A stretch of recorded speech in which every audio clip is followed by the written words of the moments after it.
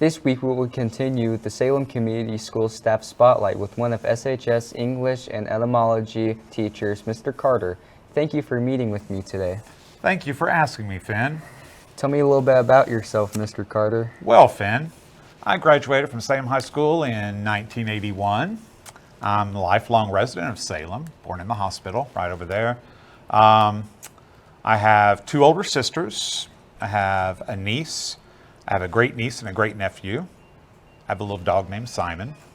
My mom is still living. My father's passed away.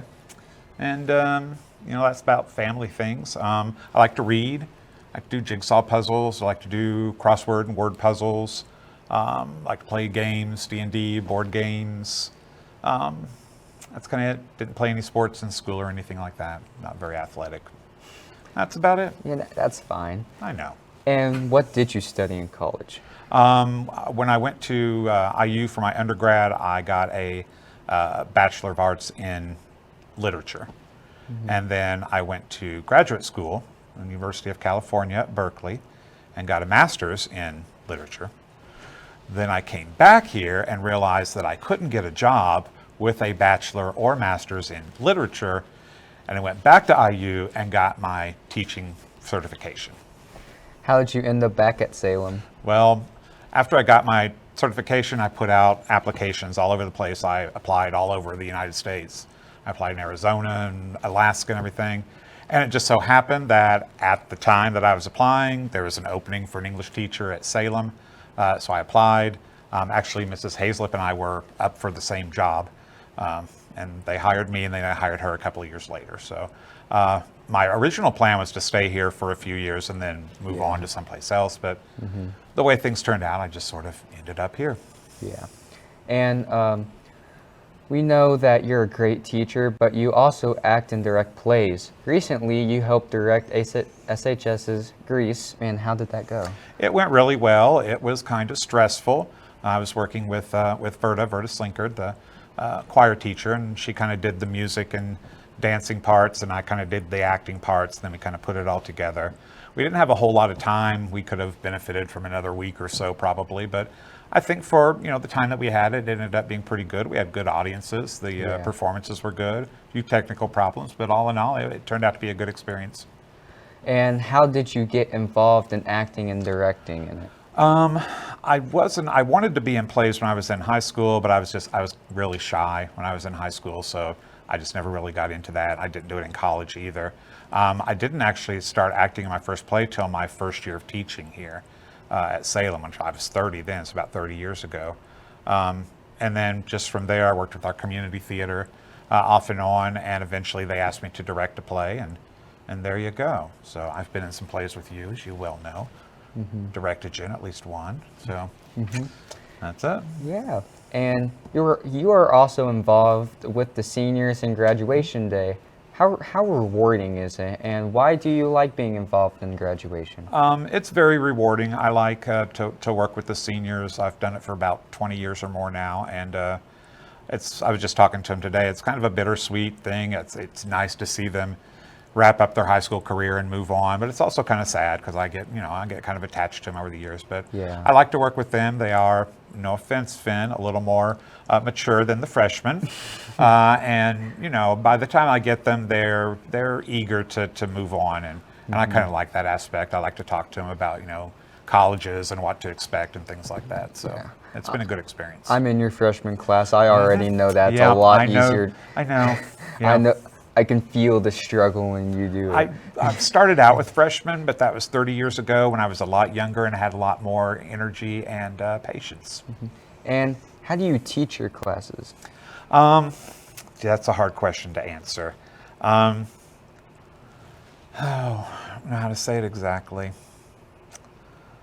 I want people to enjoy what we do, but at the same time, there's just certain things we have to do. I mean, I like to try to relate it to things that they can understand as much as possible. I like to read to the classes. I still read to the seniors. I don't mind to do that at all. And I like to try to hook it up with things that they will at least be able to relate to. I don't know how I would succeed in sort of explaining why it's necessary to read something like the Odyssey or Romeo and Juliet or something like that. But Yeah. I try to talk to them, not just as a teacher to students, but talk to them like people, because they are people. Freshmen are barely people, but they are still technically people. Right. And what have you learned the past couple of years in your career? I do need to be more patient. As you get older, you'll learn. Patience is harder to come by. I do need to learn to be more patient.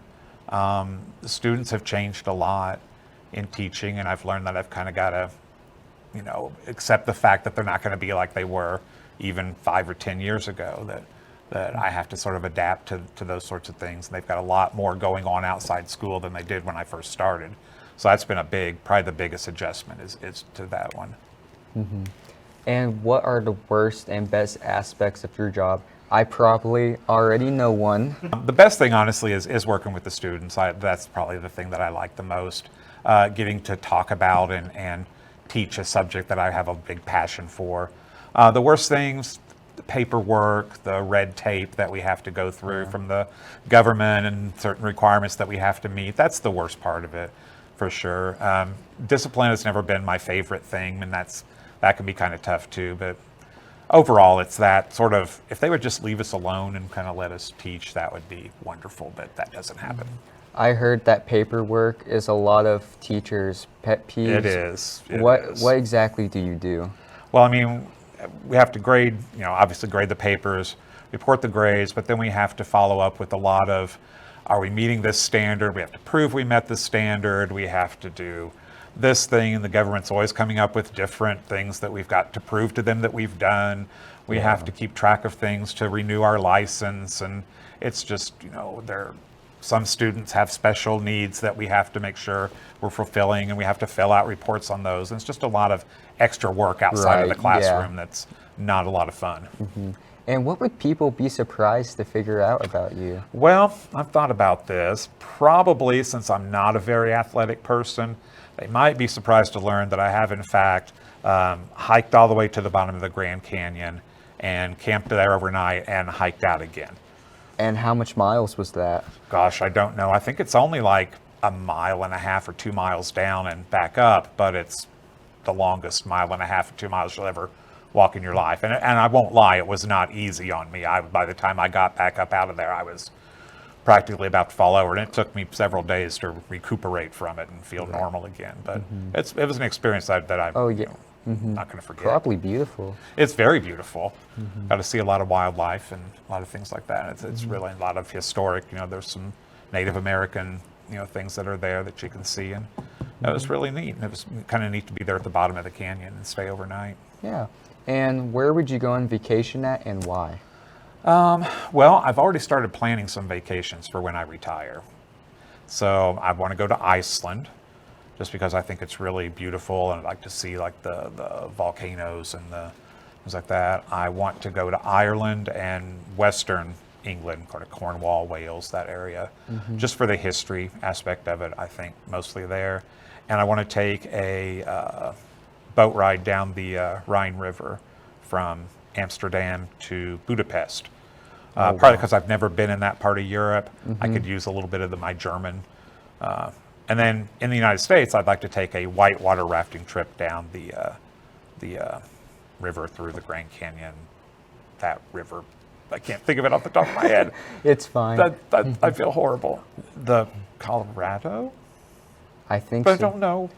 Whatever you're saying, it actually sounds pretty cool. I would love to go on like the river that goes down the Grand Canyon. I've gone whitewater rafting 2 or 3 times. That might surprise people too. I really like that. Oh, so it's nothing new. I've been Costa Rica. I've been whitewater rafting, and I've been whitewater rafting in, I think it was in Wyoming. Oh, Wyoming? Yeah. Oh. I think. That's cool. So twice, but I'd like to go down through the Grand Canyon on the river. I think would be really neat. And before we finish up, is there anything else you would like to add? I don't think that there is. You did a good job, Finn. Thank you. Thank you, Mr. Carter, for sitting down with me and Lion Nation. This has been Finn Kreitzer with SLNN and The Salem Show. Now back to the show.